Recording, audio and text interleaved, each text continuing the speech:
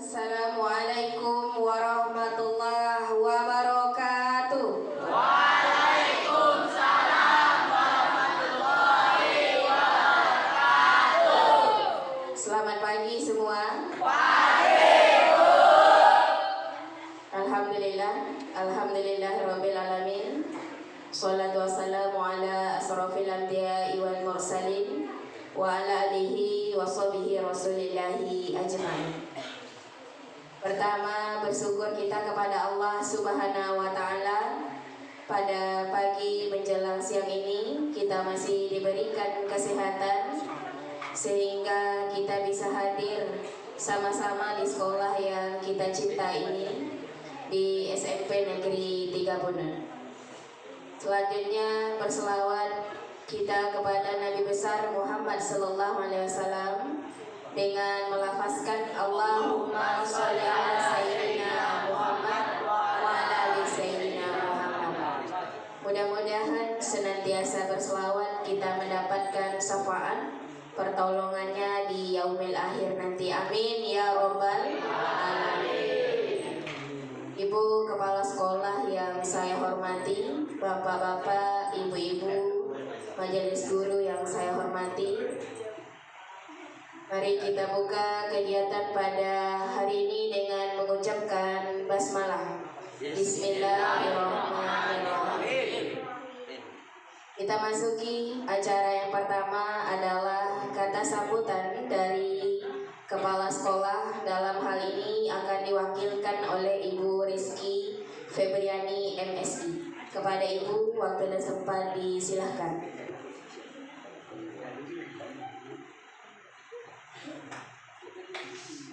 Bismillahirrahmanirrahim. Assalamualaikum warahmatullahi wabarakatuh. Waalaikumsalam warahmatullahi wabarakatuh. Alhamdulillahirabbil alamin wassalatu wassalamu ala asyrafil anbiya'i wal mursalin wa ala alihi wa sahbihi wa rasulih. Yang pertama-tama, marilah kita ucapkan puji dan syukur kita kehadiran Allah Subhanahu wa Ta'ala, Tuhan yang Maha Esa, yang telah memberikan kita rahmat serta hidayahnya sehingga kita masih bisa berkumpul di ruangan yang sederhana ini. Dan tak lupa juga kita ucapkan salawat beserta salam untuk Nabi besar Muhammad sallallahu alaihi wasallam dengan ucapan Allahumma sholli ala sayyidina Muhammad wa ala ali sayyidina Muhammad. Yang saya hormati Bapak Ibu Majelis Guru dan yang saya banggakan siswa-siswi sekalian yang sudah hadir pada hari ini, dan yang saya banggakan juga kepada Ibu Nurlian Sabrina yang nanti akan membawakan atau memaparkan materi. Baiklah, tidak memperpanjang mukadimah, saya mengucapkan selamat kepada Ibu Nurlian Sabrina yang telah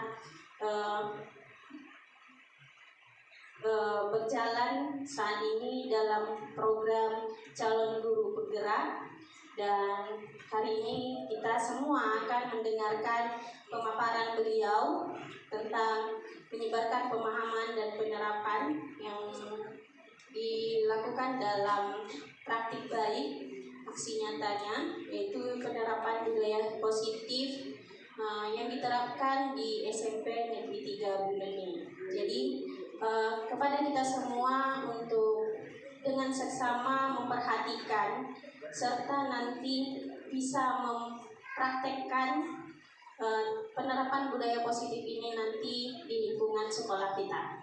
Jadi tidak hanya siswa, kita semua para guru juga mengambil pembelajaran di dalam proses ini, sehingga nanti ada lagi calon-calon guru bergerak untuk berikutnya. Dan mari kita doakan bersama semoga proses Ibu Nurlian Sabrina ini berjalan dengan lancar dan nanti lulus dengan hasil yang terbaik.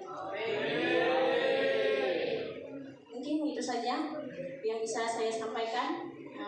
Nanti diharapkan semua bisa mendengarkan pemaparan ini dengan baik dan seksama.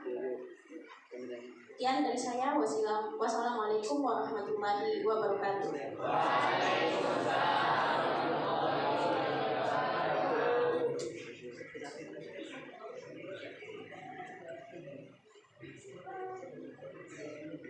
Terima kasih kepada Ibu Rizky Febriani sudah memberikan kata sambutan.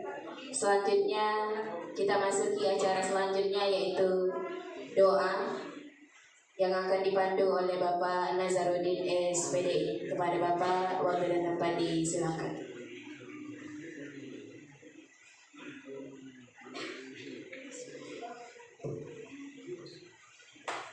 Assalamualaikum warahmatullahi wabarakatuh.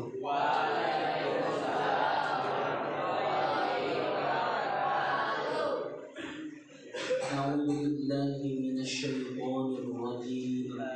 بسم الله الرحمن الرحيم. الحمد لله رب العالمين. الصلاة والسلام على أشرف الأنبياء والمرسلين وعلى آله وصحبه أجمعين. اللهم صل وسلم وبارك على سيدنا محمد وعلى آل سيدنا محمد. اللهم اغفر لنا ذنوبنا ولوالدينا وارحمهم كما ربونا صغارا. اللهم أنزل الرحمة والنعمة والصحة والسلامة والمغفرة على هذه الجماعة. اللهم إنا نسألك موجبات رحمتك وعزائم مغفرتك والسلامة من كل إثم والغنيمة من كل بر والفوز بالجنة والنجاة من النار يا عزيز يا غفار يا رب العالمين.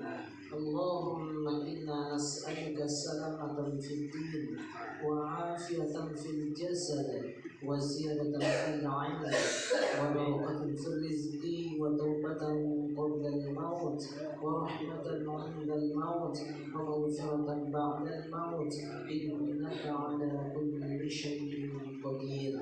ربنا ظلمنا أنفسنا وإن لم تغفر لنا وترحمنا لنكونن من الخاسرين. ربنا تقبل منا إنك أنت السميع العليم وتب علينا إنك أنت التواب الرحيم. آمين.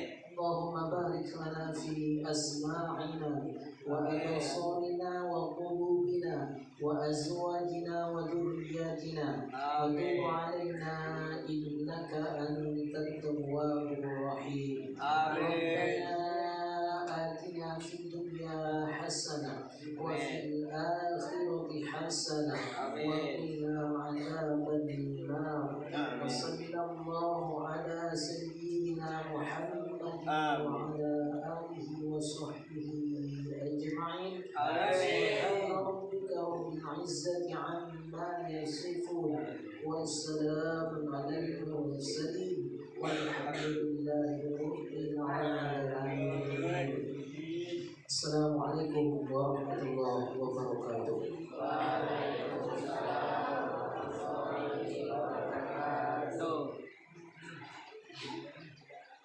Bapak Ibu dan para siswa yang kami banggakan, kita masuki acara selanjutnya. Mari kita dengarkan secara seksama pemaparan materi oleh calon guru penggerak Ibu Nurlian Sabrina SPDI dengan judul Penerapan Budaya Positif di SMP Negeri 3 Bunul. Kita beri tepuk tangan.